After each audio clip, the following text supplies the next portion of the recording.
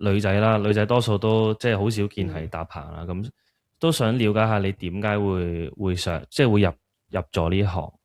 咁其實因為我以前係做夜場嘅，即係我以前16歲係做第一次咧接，等先係咪所有嘢都可以講得啦可以講，可以講。？OK，咁其實因為我以前16歲咧就做睇報紙，咁啊見到一份咧《蘋果日報》，咁以前啲同學咧就圍威喂咁樣睇，咁啊見到10萬蚊一個月喎，咁啊上網即係就去咗見工啊做 PR 啦，即係夜總會嗰啲 PR。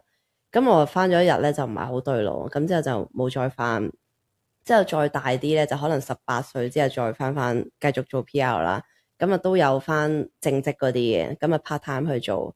咁之後到23歲咧誒就嗰啲叫咩陰差陽錯，又有人幫一幫我，咁我就做咗夜總會嗰啲媽媽散媽咪係啦。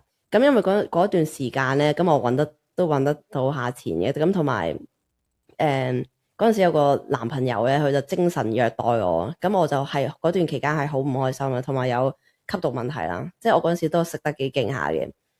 咁之後我就發覺，喂，唔對路喎，真係應該係要揾翻啲人，即係應該要揾翻啲目標，即係長期係咁都搞唔掂。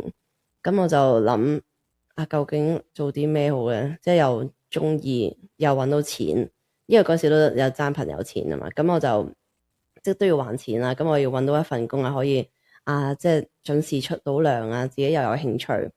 咁我諗咗好耐，應該不如試下翻搭棚喎咁樣。